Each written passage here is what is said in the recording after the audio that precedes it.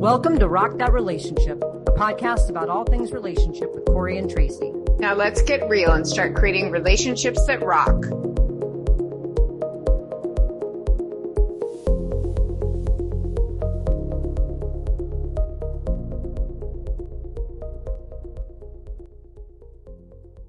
Welcome everyone to Rock That Relationship. We are here today talking all about timing versus destiny. It's part of our series all about soulmates. And so we're going to talk a little bit about what timing is, if destiny is, and the idea of with soulmates, the right person, maybe wrong time. Is that a thing? So let's start off today's conversation with this idea of right person, wrong time. What are your thoughts when I say that, Tracy? Do you believe that if they are the right person, would it always be the right time? Or do you think it really could be the right person, but the wrong time? That actually freaks me out. But I'm going to talk about my own personal experience, as I like to do. And, I told you that our psychic told me last year, you'll meet your person. And she said October, November, but it may be sooner. And she said it'll happen very, very fast, and it'll be someone you've always known of, but hadn't met, right? And so then that happened for me. And, we were always like within 10 miles of each other, like within like different, almost touching circles of people. We could have met several times. Mm-hmm. And I even met this person. Yeah, and I did not. Mm-hmm. And I now am so glad because it would have been the wrong time because of one or both of us being in a relationship. And she's in a relationship, and she's very she would never do anything wrong. Like she wouldn't, she'd never look outside of her relationship, even though that relationship wasn't good. So at first I was like, oh, I wish we had met. And then I'm like, no, I'm glad we never met, because if I'd met her when she was with somebody else, that would have been like torture. But if you meet somebody while they're with somebody else, you might not even know that that's the person, right? Like it might take years to reveal itself. I mean, I think it would be torturous if you knew, or if it seemed unrequited, right? Or, I mean, some people get together while they're in a relationship, or they go and leave the relationship, I guess. I mean, it gets very ethically complex for people. Right. I mean, you meet somebody when you're in a relationship and you're like, this other person is my person. So, I mean, in that sense, it's probably. But should somebody leave a relationship for another person in that way? But if that's true, and they truly feel that, know that, and they're not happy already. Right. Why would you want them to stay? Right. I wouldn't want someone to stay if they wanted to be with someone else and they knew someone else. You mean stay with you? Yeah. I'd be like, listen, if somebody else is your person, you go, because then someone else is my person and I'm going to go find them. I don't want them to stay out of guilt or obligation or paperwork. Yeah. And I think that's something that people would be very fearful about, unless they really got this lightning sense and this vision. Okay, that this is what you're supposed to be doing. Right. Well, that's the whole thing about limerence and chemistry, is that sometimes people will go and have, these crazy feelings for someone else and think that it's their soulmate and go bust up their entire marriage. And then they get with this person and 3 months later they're broken up because. Right. Because it was just a thing. Right. It was just a little limerence, in as the you pan. say. Yeah. It's just, right. So, I mean. And do people do that because they want to get out of the relationship and they don't know how to do that otherwise? You know what I mean? Or do people meet people and they just feel that way and they're, Right. Well, some people probably seek it out, right? They're looking for something better, because some people don't want to leave a relationship until they have something else lined up. But I think more so that the conversation as it relates to soulmates is, what if you're in a relationship? What if you're even in a good relationship and you're happy, but you meet somebody and you're like, this is my person, and you don't know how to make that feeling go away. You don't know what to do with it. Do you stay even in a content relationship if you have feelings that are just so strong for someone else, even if you don't act on them? You answer that question. Yeah. I've never been in that situation. That's why I'm saying I'm glad I met my wife independently, like when we were both single, because had I met her in the other circumstances, it would have been, it would have been, I know that it would be torturous, right, for me.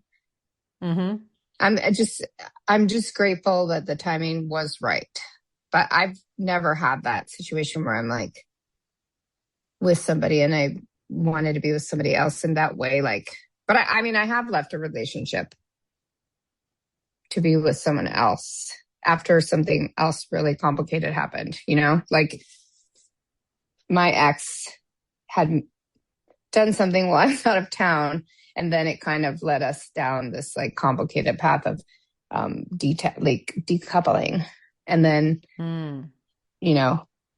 But it wasn't choosing to be with somebody else. Was it that you actually, while you were together, met somebody that was like, you were like, this is my person, I need to leave? No, because all these other things happened, you were like, okay, I'm going to entertain this other option now. Right.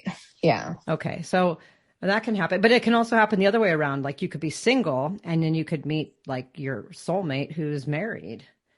But it's so raw. I mean, that's the whole basis of, I keep talking about Elizabeth Gilbert's book, but it's true. That was the whole basis of that book, is that she was best friends with that woman. They were best friends for like decades, or maybe more than a decade or something. It was a long time where they traveled together. They did all these things together and they were like besties until that woman got diagnosed with cancer. And then suddenly Elizabeth Gilbert had to leave her marriage and go be with her. Right. But like, did they know that? Did they both feel that? I can't remember from the book, but like, it would be wrong for the single person to like try to convince the married person to leave their marriage. And that's not what happened. Elizabeth Gilbert, just like she did in Eat, Pray, Love, like just decided to leave, right? Boom. Right. And that's how she kind of does things in her life. So I don't know. It's like, it's complicated. I mean, remember that movie, Brokeback Mountain?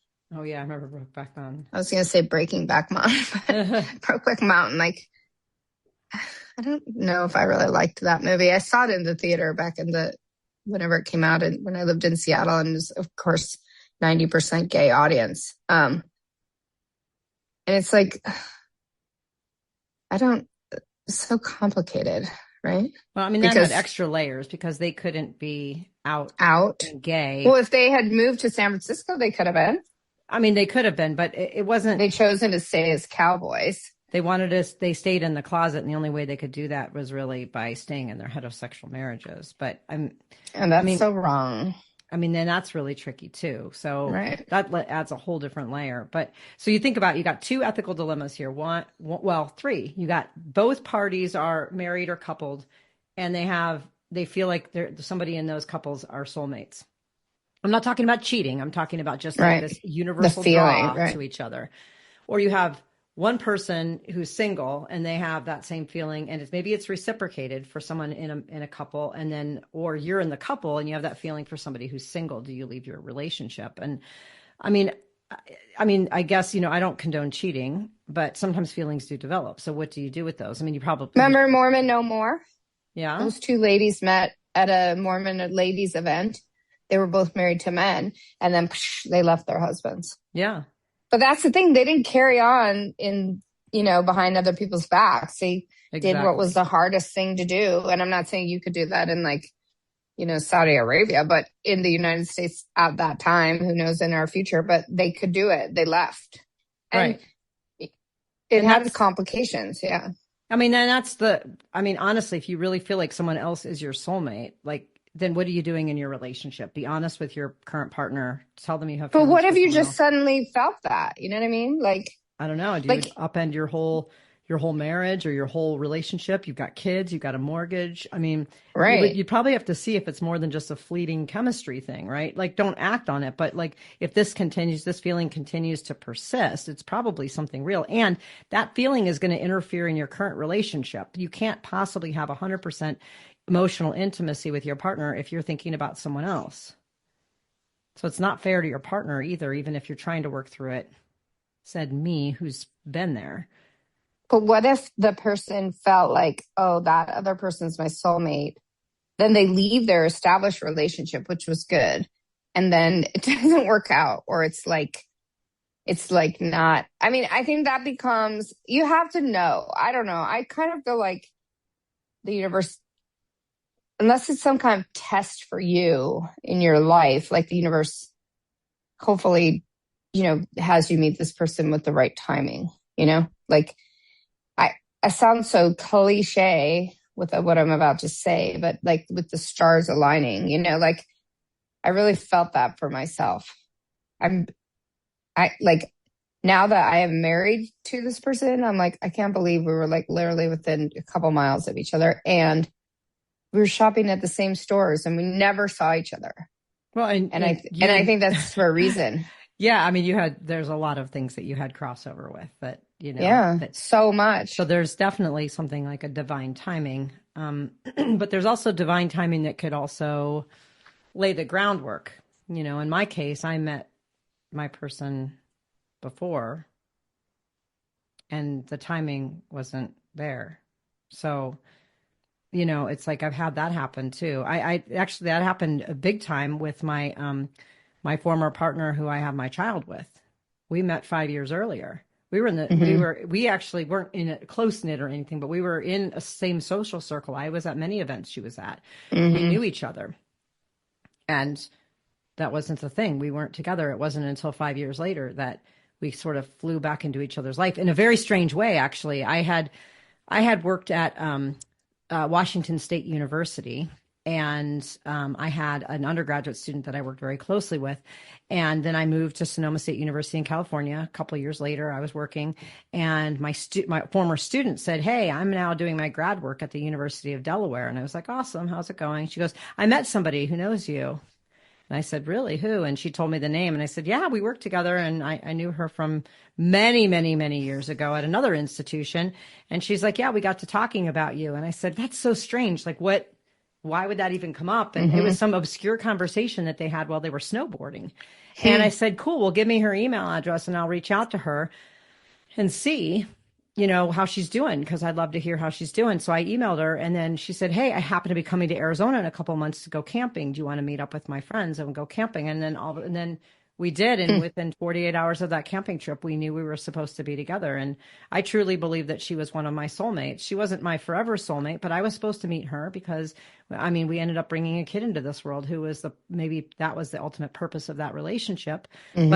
But I truly was meant to connect with her and bring my daughter into this world, who is, truly, honestly, the love of my life, So I think the timing of that was really interesting, right? What were the chances that they happened to go snowboarding together? They hardly knew each other in Delaware. They weren't really even close friends. So the timing, we met earlier, but we didn't reconvene until the timing was right. We were both single, and she was thinking about leaving her job in Delaware anyways. And so I was like, okay, cool. Well, come here, move to Tucson. And she did. She moved to Tucson, and we started a life. We were together for almost 13 years. Wow. Synchronicity. So it's like similar to yours, right? It's this idea that, you could have met her or connected. Oh, I get that. Makes me like just freaked out to think about. I mean, this is like the whole thing of continuing to question, if the universe is expanding, what is it expanding into? It's like, because was there just nothing there? There's just endless nothing forever. Like, and if we are like circling around each other, like what would have happened if we had met while she was with that other person? It would not have gone well. Right. And it might have it could have soured the entire thing. Exactly. Like if I had gotten together with my ex when we first met, it wouldn't have worked. I was moving. We were both moving to opposite sides of the country for jobs we had just taken. We wouldn't have been in a long distance relationship. We wanted to go do the things that we wanted to do in life. And after many years, we did those things, and we were able to reconvene kind of on a universe level when it was right. But what's interesting about both of our current situations is that it was a matter of timing. That, like, in both of our situations, even though they're a little bit different, it was about the timing. The timing was crucial. Yeah. I mean, I feel for these people who are like tormented. I haven't been in that, so I'm glad. And even thinking about it's making me sick right now. Can we move on? Yeah, I will it's like so upsetting to me. I will just say, this is part of what I grappled with in my book, The Soulmate Strategy, Mm-hmm. was right.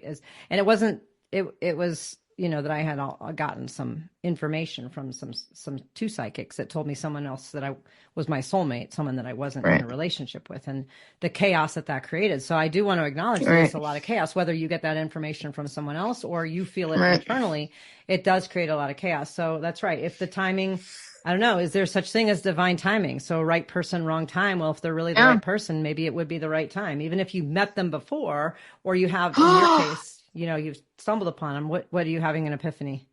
Well, the divine timing. I mean, maybe this divine partner, that's actually what the psychic said to you, is that one of these people is your divine partner. Maybe divine, like, it's not about you being together in a romantic relationship, but that person held space until you could find your soulmate.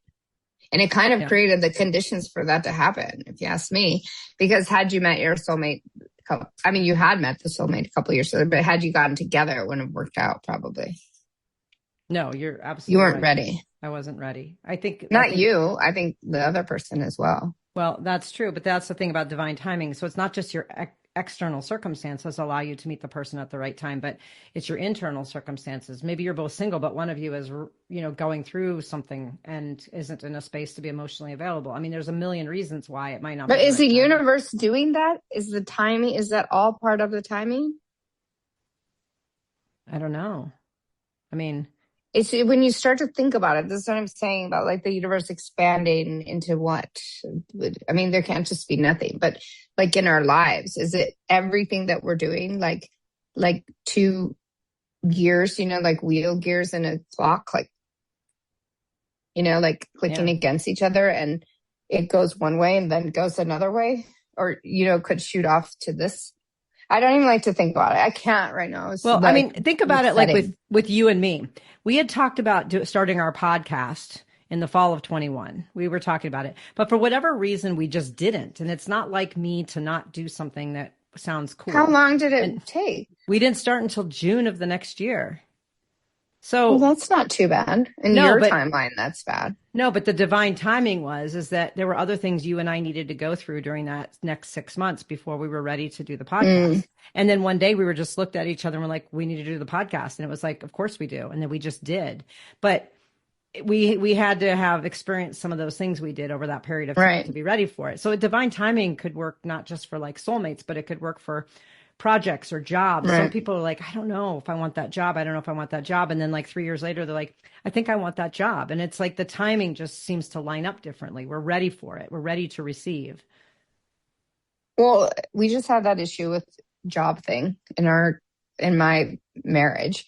And, I don't want to get into specifics, but let's just say person A got an offer for a better paying job and better this and that, and ended up opting not to take it because then person A and person B, our lives would be worse, right? And so it was on paper like a good thing, but it's interesting because that other job was Monday through Friday, 8 to 5.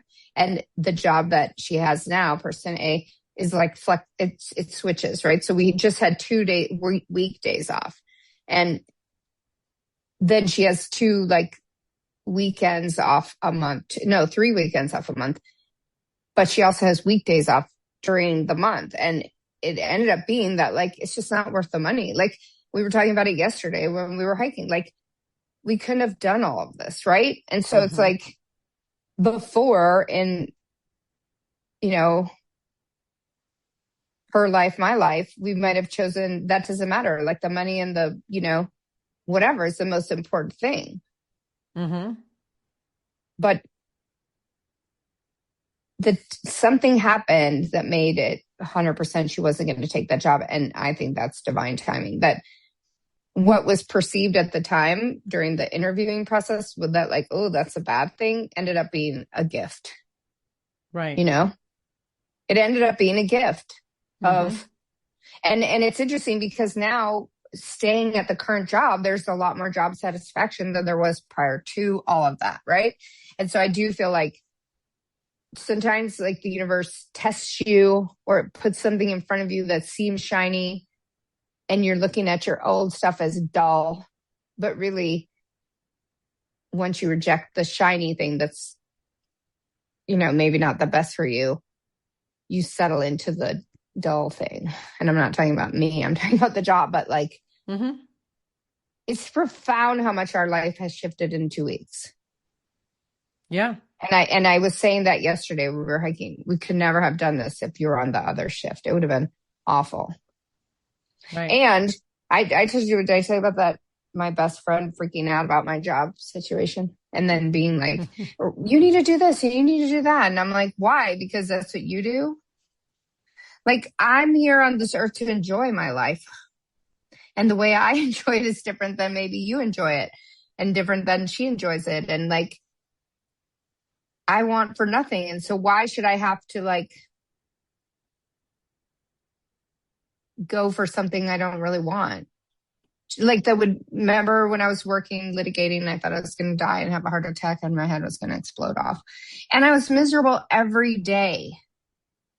And I have none of that anymore. And the timing of this relationship, like, it's like I won the lottery, the life lottery. I just feel that my life is perfect, knock on wood, and I'm appreciative of the universe of that.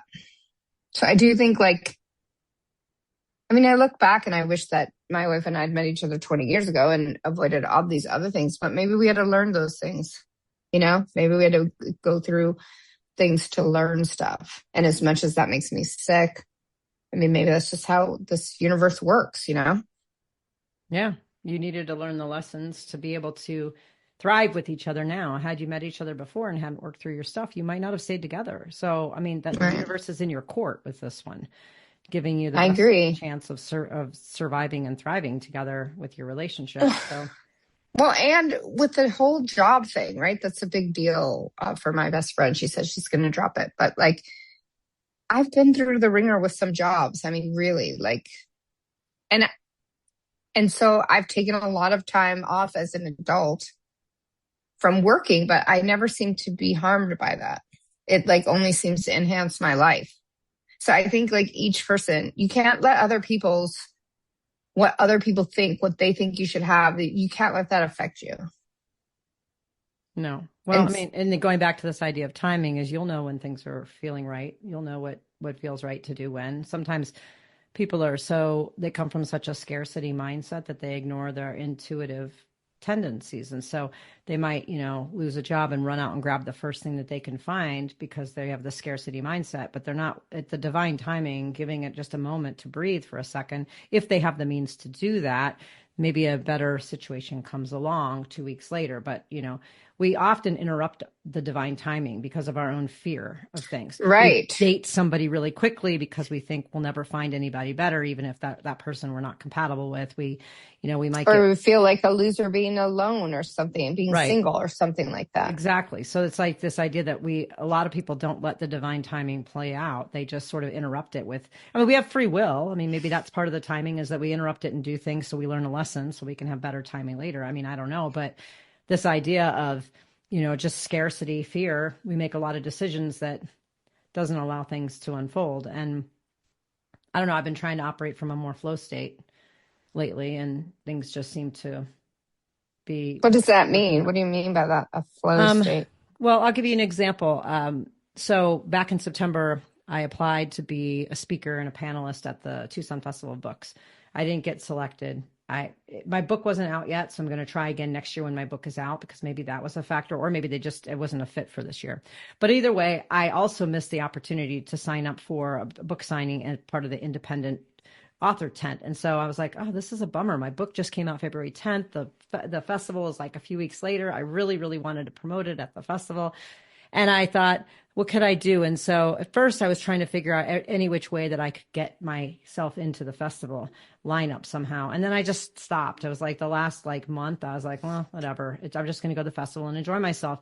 And then 2 days ago, I saw a Facebook post from someone from my publishing house that said, hey, a group of us are going to be at the Tucson Festival of Books, and we need a fourth person to table at our booth with us and do book signings and book sales. Is anybody interested? And I jumped right on board. And I was like, as soon as I let it go, the timing wasn't right. What I was trying to get wasn't happening.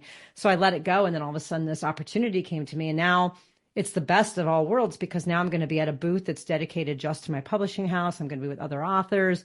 It's going to be a lot of fun. I don't have to sit at a booth by myself. I mean, there's so many, there's such a win, but it was like this flow state where I'm stopping trying to force stuff and just let the timing work out. And if it had worked out that I didn't get the festival books, then guess what? I would have just gone and enjoyed myself and had my lunch and walked around and went to sessions, which was kind of what was supposed to happen. So I'm not saying don't take any action, but that forced action sometimes interrupts the timing that's supposed to unfold. Right. If I had already committed to something else that was much, I don't know, lesser than what I'm about to do with the festival books, I would have had a conflict and I wouldn't have been able to say yes to this. So right. So I think part of it is this idea of living in a flow state allows that divine timing to actually play out. As long as, again, you take aligned action, right? We've talked about that, aligned action. Like I have to commit to like being available during the weekend of Festival of Books. I have to put my feelers out. I have to respond to the Facebook message. I can't. Well, you're showing the universe that you're interested, right? Yeah, you have to show up with that. Yeah. And same thing. Okay. What? I was going to say same thing with like dating and stuff. Just show the universe you're interested. But my goodness, you don't have to marry the first person you meet on a dating app unless it's like, for sure that's your person. But sometimes, people will just jump at the very first person they meet. And, wait, I want to go back to, well, that's a fear thing, right? But right. Then they would know, okay, this isn't the ideal thing, but I just don't want to be single anymore or whatever. And those things never work out. But like manifesting, something you said when I interrupted you, the reason I interrupted you is because I wanted to, when we talked about manifesting, right? When we did the Fire Ladies thing, remember? Like, yes, where your energy goes, something. Like, you have to put your energy towards it. Like, you can't just, manifesting isn't just saying, I want this to happen. Like, you then have to do stuff. You have to. Right. Aligned action. You have to. Mm-hmm. You have to do something. Well, what is that saying? Where your energy goes, something flows. Oh. Just remember, easy breezy's meant to be easy. Yeah. Yeah. And then if it's not easy breezy, it's not meant to be easy. And then like where you're putting your energy is where you will, I forget what it is. Anyway, it's like energy flows. I can't remember. Well, we get the idea. Is this idea is you have to have some type of energy, both physical energy, spiritual energy, all of that towards what you want in order for it to happen. You can't just all of a sudden go to your mailbox and be like, look, I have a $10,000 check. I mean, right. But you have to be open to it. And that's part of this idea of aligned action, but not getting in the way of divine timing. So if something doesn't feel right, then it's probably not right. I like this one thing that I've heard is, so you're not 100% yes, then you're a no.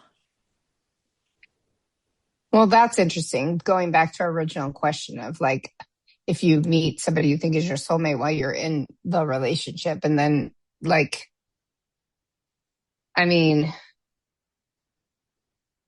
I don't know how you could even know 100% if you were in that kind of situation, but enough to be, I feel like if you know, like,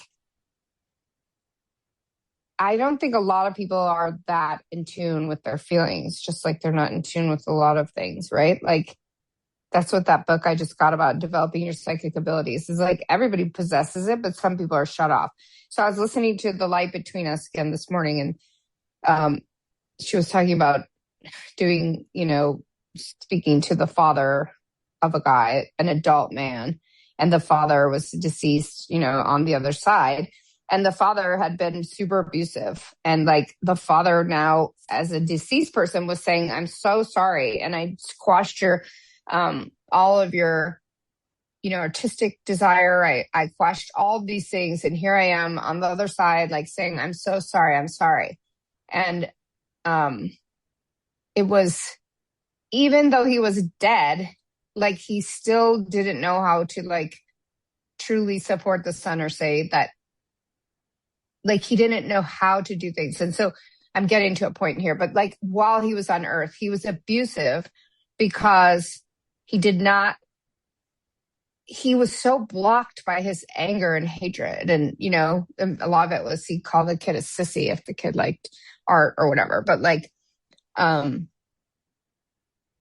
how much free will do we have? So, okay, taking that father as an example, he's mean. He's calling his son names. He's like quashing the kid's like artistic desires because probably his father did that to him, And so this is where I got really agitated about this whole I have the ability to manifest things and, opening myself to the universe. It feels so privileged. Like I'm just this privileged person, And it's like, well, how come that person didn't get this? How come that person didn't? But I do think there's so many blockages that we have that we don't recognize in our daily life, right? That people are blocked to, I mean, even friends I talk to, they laugh. I tell them these stories, about us. They think it's absurd. My neighbors were doubled over the other day on dog walk until I was like, I am serious. I'm 100% serious. And it's how do people come to if someone wants to find their soulmate, they need to be open. I feel like I met mine when I completely open myself to what the universe has to say. And when you do that, I think you can't continue to be an evil person wanting to, kill people and, start wars and do all that stuff. And it's I think we're surrounded by people who just have blocked off. You're a baby and then you're a toddler, and the things that people do to you or parents do to you or caregivers or whatever that life does to you, it hardens so many people. It's we're walking around by so many hardened people. Right. So they can't access that.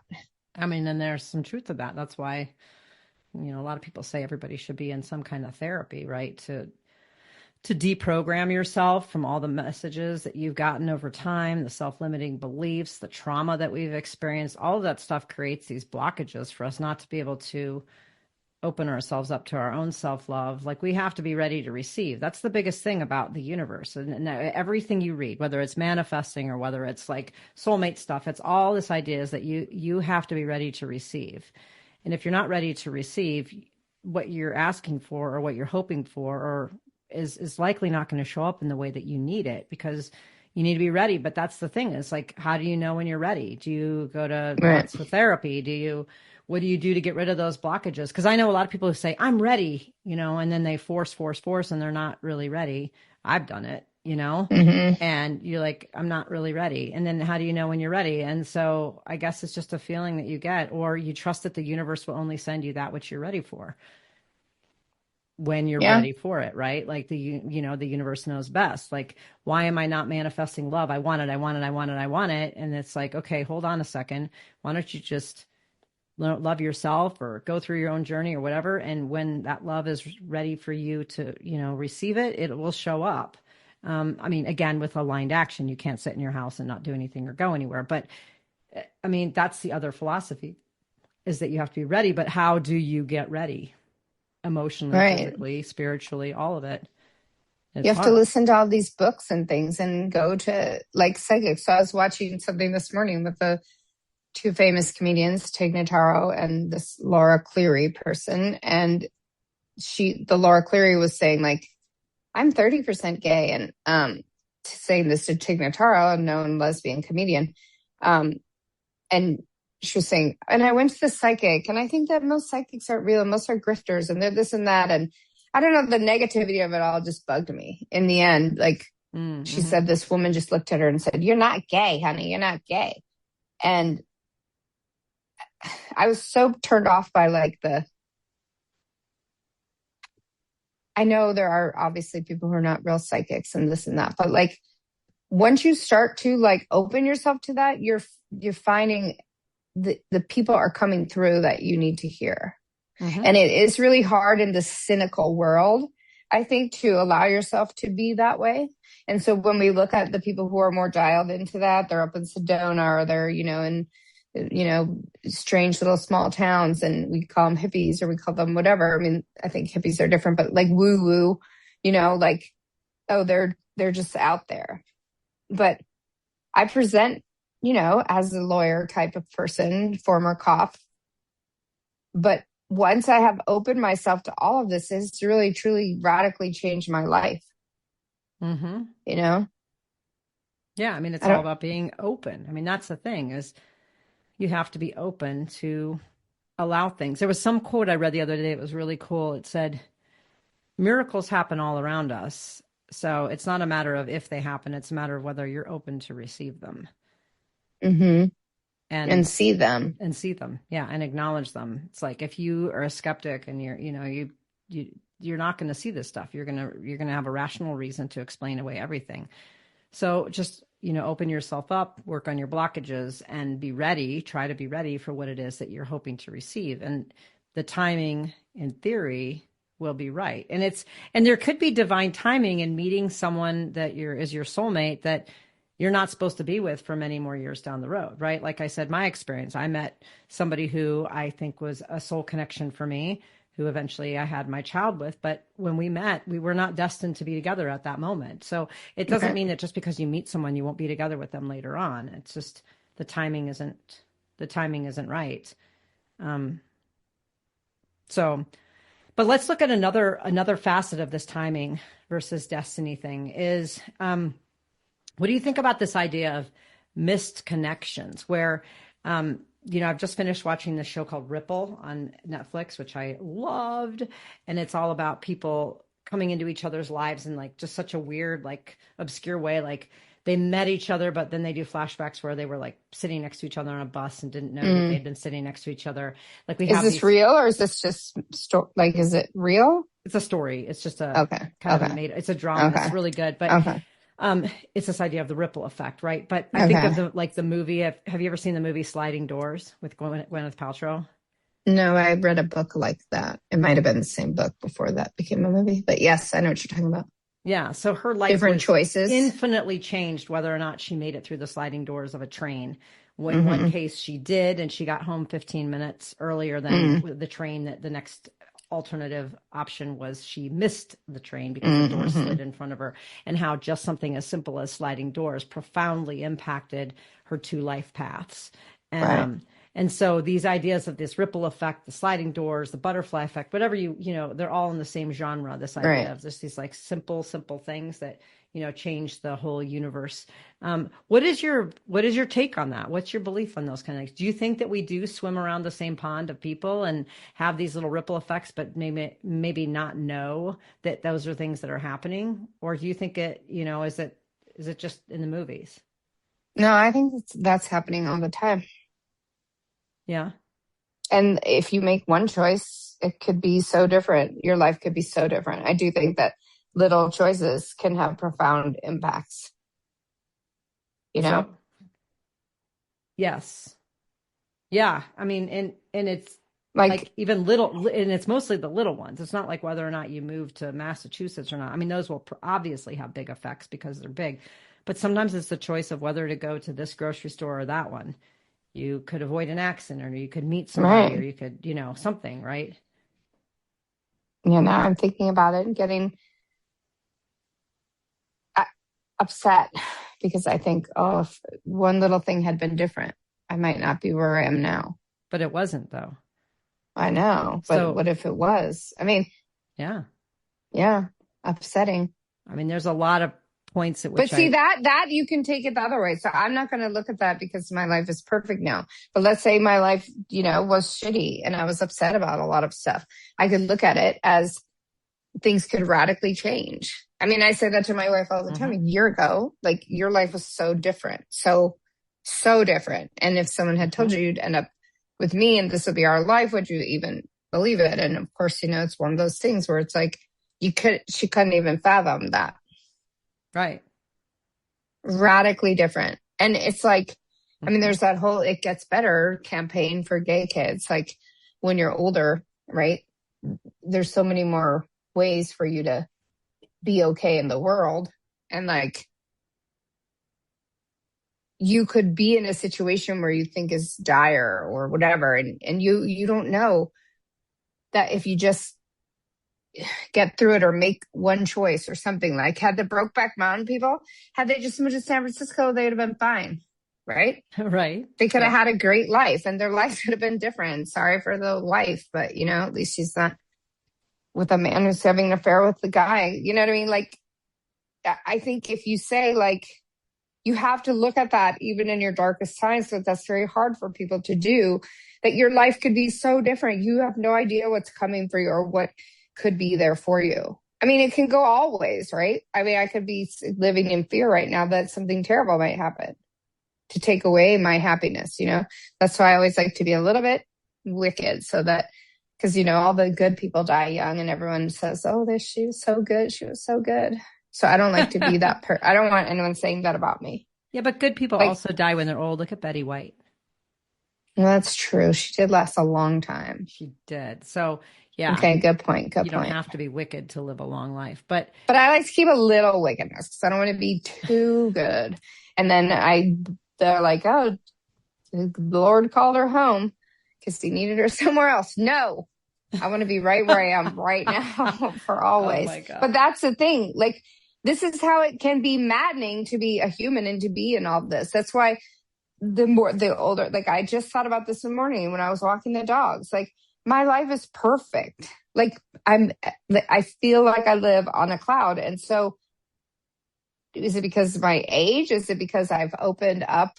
And I thought, I've often looked back at my life and been like, how many different lives have I led? And it can be that way for so many people. But like, I mean, when I was in my early 20s, I was doing, stuff with people with AIDS, and it was the end of the AIDS crisis, and so many men had passed away, and I saw people dying of AIDS, and I was around that. And it's like, that's not even fathomable to me now, And even COVID, like you watch TV shows, and it's like, I watched a show about a cruise the other day that like, it was called like It's Hell of a Cruise or something. And it was like the first COVID being, showing up on cruise ships. And like, does that even seem real to us anymore? That our whole lives would be shut down? So it's like, I think you just have to persist in this world and hope that the universe has your back, but the universe will have your back if you're open to the universe. So it's also it's a give and take relationship of faith in that way. And I'm going to say something that may seem controversial, but like a lot of people are in faiths that are so closed off to the power of the universe. So like, it's just a way to control them. And it's about obedience to some other thing. And I really feel like what we're talking about is an openness to the universe to have your best interest. That truly, and if you believe that and you're that kind of person, you're not out hurting people. You're not out doing these awful things because you're living in happiness, and satisfaction. And I think that what, appears as faith and religion and all that is actually super destructive to the human soul. Yeah. Yeah.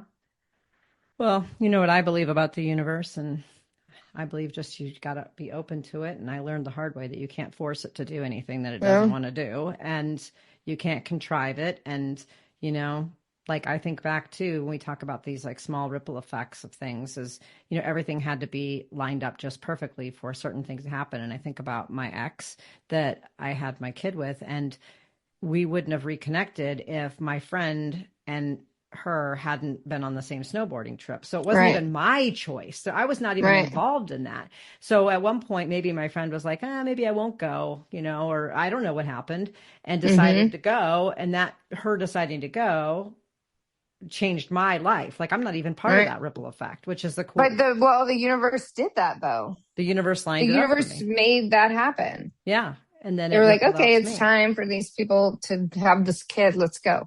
Yeah. We need to make it But we don't know that. No. I know. We don't, but so it's like sometimes we think of it's a series of our decisions that impact us, but it's a lot of times it's not. It's a series of decisions that other people make, whether it's their free will or the universe led them to that. that have this ripple effect all the way to us. And so, you may be with your wife by something not of either of your doing. It could have been something Right. totally out there. Could have been, Well, I believe that it wasn't really our doing. We came together and, it's at exactly the right time. Yeah. For this to happen now. And like, what was I going to say? Something really about that, like just about the timing of everything. I mean, or trying to force it or, I don't know what I was going to say. I've lost my train of thought, but, I mean, this like stuff is like, I could go crazy over it, I know. What if this had happened? What if that, what right. if, but it is exciting. Instead of thinking about it like, what if it didn't happen and we wouldn't have met? Think about how cool it is that all of it did happen, right? And that the profound impact of one little thing and being open to something happening allowed it to be. I mean, that's exciting in so many ways, is that you said it earlier, the universe has your back. I mean, how cool is that, right? If you just let that. Right. If you just believe that. I think cynicism, like on a personal level, blocks a lot of people. Oh, that's what I was going to say. Bitterness, like people who hold on to bitterness and sadness and anger, like that. Oh, those are blocks to like allowing you to have your happiest life. I mean, that is something about my wife. Like she has been through a bunch of stuff, but she's not bitter. There is lingering effects from that stuff, but it's not bitterness or anything like that. Like, it's really amazing to see. And it's even when crappy things happen, we have to say, okay, well,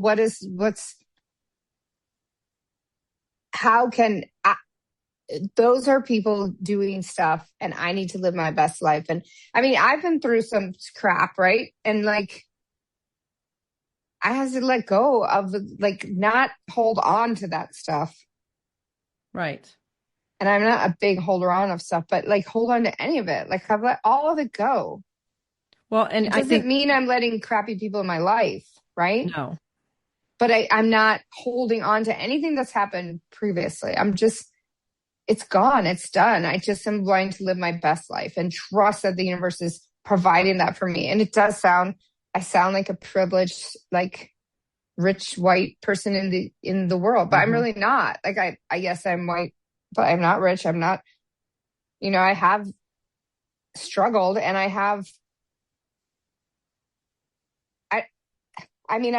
my life has been crazy. If anyone knows what my life has been like, it's not very traditional. And I don't have like, family supporting me and stuff like that. So it's not like I'm sitting here. I'm not saying this from a position of, oh, everything in my life's been perfect. It hasn't. But I have come to a point, I guess, being almost 56, that I'm just going to allow it to be here I have told the universe, this is what I want. That's what my psychic told me. Tell the universe you're ready. You're ready for your soulmate. And the relationship appeared the next day after, that bad experience I had with that person who was the previous person who was acting all nice until not. And thank God that person turned on me because good. Thank you. Thank God. Well, that's one of those little butterfly effects, right? Like the universe made that happen. And at the moment you were very frustrated about it, but right. That but was thank God it was exactly what I needed. Exactly. And well, but the other thing too, I think that is really important to think about is that when bad things happen too, is to not think that the universe is punishing us for something that we did, because that's where a lot of people block out the universe. I could look at it and say, well, the universe made my mom die. I could say that, or maybe I look at it and say my mom was needed somewhere else. I'm so sad that she's gone. I don't think that her death was any kind of like anything to be excited about, but But there was some divine timing in that death. There was a reason that I may never understand. It gives me a little peace to think about it like that. So sometimes we think if we don't get kind of what we want, it's because the universe doesn't have our back. But sometimes the universe does. And the universe, says, I've got some But things. also your mom has a different life, soul path than you do. And her soul path was to get off at that time and go somewhere else. And it wasn't my doing. And it's very sad and distressing for me. And I'm not a bad person and deserve some kind of divine punishment by the death of my mom. If I did that, I would cut off my faith in the universe. And I'd say, I just have, I don't want to be that person. I want to trust that the universe has my back the best that they can. I mean, maybe my mom would have died when I was really young, but the universe had my back and kept her around for many, many years longer. I have no idea. And I'm not, again. But you have to look at it also as her soul path and your soul path, but also like compare your situation to the Cheryl Strayed who wrote the book Wild, right? Like when her mom died, she like went off a deep end, right? You never did that. Like, so you took that as, yeah, it's sad, but you didn't become self-destructive. I think that's another thing, to be self-destructive.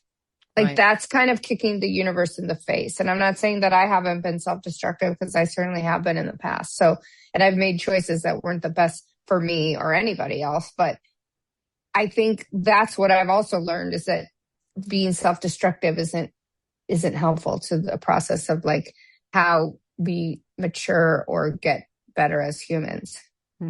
Yeah, I agree.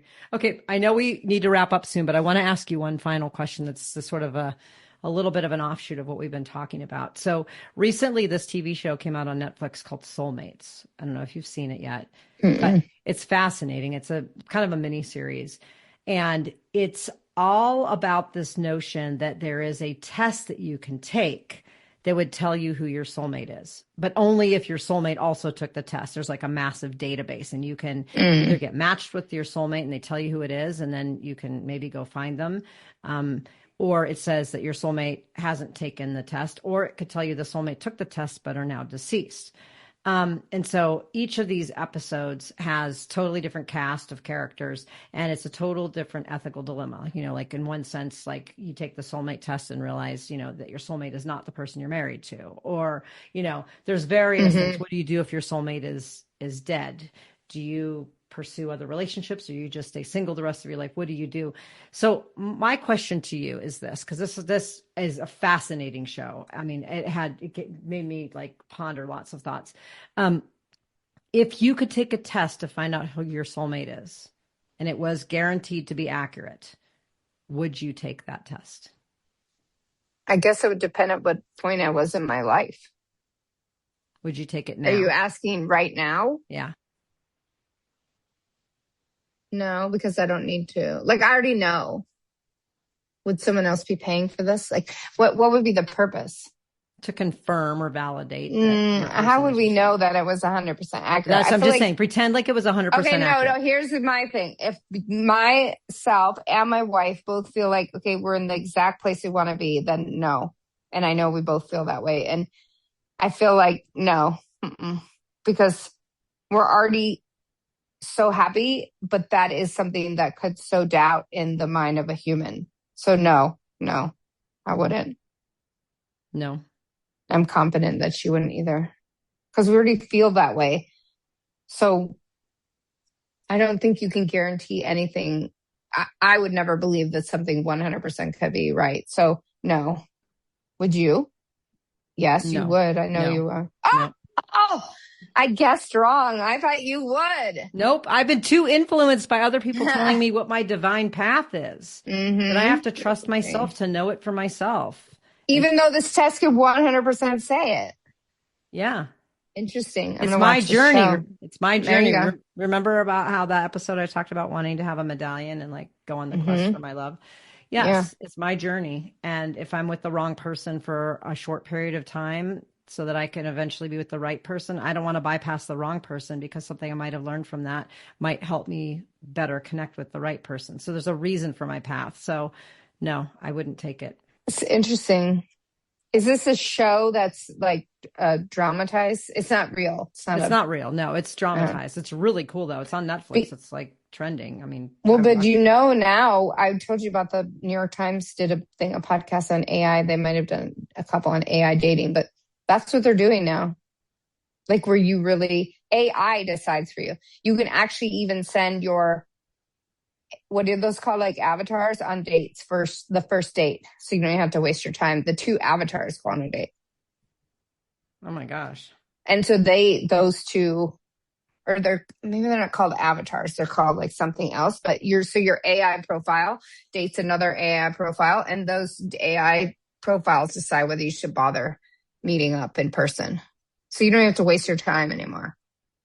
Oh yeah, there's several New York Times podcasts about that, about AI dating.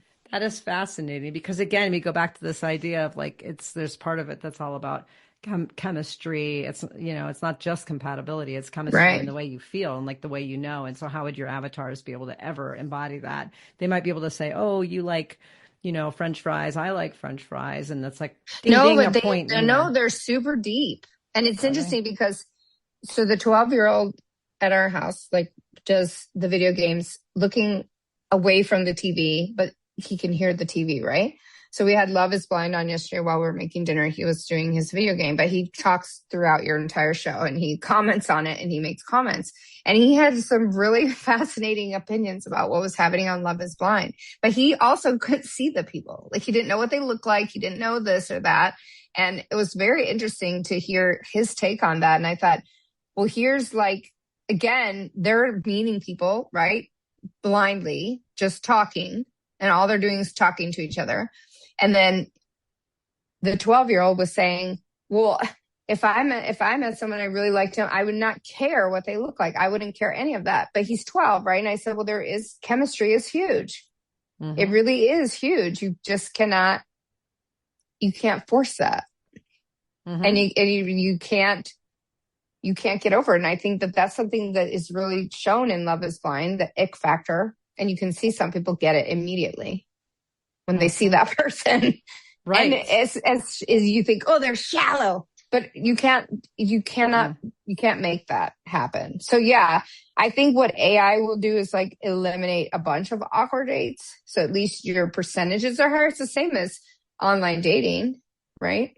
But I told you, like, they were like, these people that are going to these events are like, we want to meet people the old fashioned way, like our parents did in bars and, in real life situations. But everything is contrived. And my first thought, because of who I am, I'm like, well, the lady who was dating Ted Bundy while he was murdering all those women met him in a bar. And he, you know what I mean? Like, there's no guarantee. Yeah. There's no guarantee of how you meet people is going to indicate how things end up. My old police partner and his wife have been married since 1996 and they met in a bar, know? Mm-hmm. So it's like, no, people could say, I don't want to meet people in a bar. I want to meet, so it's like, it's all chance. Or is it the universe? Well, that's what I was going to say. We think it's chance. We have to see it that way while we're existing as a human. But yes, the universe is working for you. Mm-hmm. Right? Mm-hmm. The universe led you to the bar to meet your person. The universe exactly put your AI avatar online so you could screen out people, so that maybe that screening process is that you screen out 50 dates, but then you turn around and like 3 people are viable, and then that gives you way more time to spend actually meeting up with those 3 people, and then one of those is your person. So maybe it does help in terms of time management, right? Maybe not anything beyond that. And awkward first dates. Yeah. And maybe you set it as like my standard is, like as long as the person is nice or whatever. But like, I mean, watching Love is Blind and watching how they act outside of the pods. Mm-hmm. Fascinating. Mm-hmm. I mean, that is a show to put 2 people together and find out, right? Can they date? I mean, so many different shows on TV about that, like real people, not dramas. I know, but if you were to look at all the dating shows and see which ones have the highest percentages of actual matches, take out something like The Bachelor where there's only one possibility of a match, but you look at things, which one, and I don't know statistically if this is true, but which one has had a lot of people couple up and stay together is Bachelor in Paradise. Because they're on a beach, they're there together. There's no contrived stuff. They just meet up with each other and they see who likes each other, and then they sort of stay together, as opposed to these things where they're, like Love is Blind, or you're watching, even The Ultimatum, or are we going to stay together? Are we going to, all of these shows have some kind of like a contrived gamification, whereas Bachelor in Paradise, you just put a bunch of single people on an island and, or like on a beach and just see who likes each other. That one seems to have a pretty good. Well, I just Googled it. It says Love is Blind currently holds one of the highest success rates for couples staying together, with approximately 24 to 30%. 33% of couples remaining married after appearing on the show. Mhm. Now that's of the people that actually get married, but obviously there's so many people. They get down to 4 people that they take to Mexico or whatever. So 4 couples. So I mean, they whittle it down. For Love is Blind, you're talking about? Yeah, and I really feel like Love is Blind is not contrived. Maybe I'm an idiot, but I think what Love is Blind does, the show, is they pour alcohol. They get these people drunk in bars after, when they're going to see each other. And that's where all the drama begins. There's very little drama in the pods. You know, you might have a love triangle here and there. One person likes 2 people, but it all ramps up as soon as they start the liquor flowing. Well, yeah, because then it's like, oh, here's the person you didn't pick. And then, you know. Right. I mean, let me go have a private conversation with that person while a camera's recording the whole thing so that that other person can watch it later. So it is contrived. I mean, it's contrived. And I mean, all of them are contrived. But is it contrived from the beginning, though?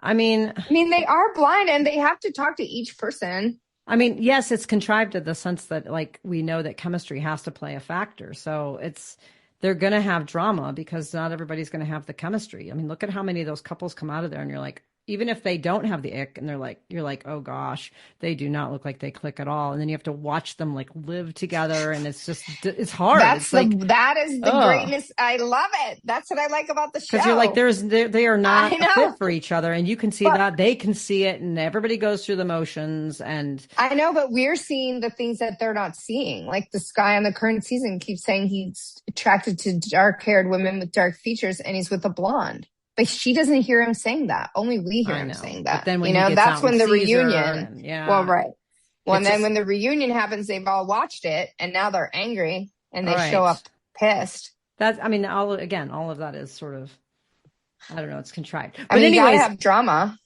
Yeah, it's interesting. I mean, the way that you can meet people. I mean, if you looked 40 years ago, we didn't have reality dating shows. We didn't have online dating. Speed dating was only like in person if we had it. Right. There were just a lot less ways to meet people. So again, we go back to what our original topic is, which is divine timing. And if you're drawn to be on a reality dating show, maybe that's the timing that you needed to meet your person, or maybe to go through something, and not meet your person, but realize something about yourself. I mean, we saw that with the last season of Love is Blind, where there's a woman questioning whether or not she wanted to be a parent. And then literally as soon as the show wrapped up, she met somebody and got pregnant. So, I mean, And would the real question be whether she wanted to be the parent to someone else's child? Exactly. And so these are things where that could be divine timing for these people to go on and say they learned something about themselves, even if they didn't partner up and stay together. Right. So the timing isn't just that you're going to have your person is like dropped in front of you and then you're with them. The timing is that maybe the wrong person is dropped in front of you because the lesson you need to learn will help you later with the right person. Or maybe the right person is dropped in front of you, but it's not the right time for you to be together at that moment, but later on you are. I mean, the universe, again, the universe has your back. I truly believe. If you believe the universe has your back, I think the universe will have your back. But you got to accept that what you're saying, that the universe has your back, and go forward with that and accept the good and the bad that happens in life and keep moving forward because you don't know what's coming, but the universe does. Right. Supposedly it's all for your benefit. I'm believing that. I did not believe that always, but I do believe that now. It's for your best and highest good. That's what the statement is. So there you go. Well, there we go. That was kind of a really interesting conversation all about divine timing. I'd be curious with our listeners as they ponder these deep thoughts as well. But until our next episode, go out there and rock those relationships. If you liked what you heard, check out our show notes for resources from today's episode. Make sure to follow us on Facebook and Instagram under Rock That Relationship, and go to our website at rockthatrelationship.com for updated episodes and more great information. Thanks for listening. Now go rock those relationships.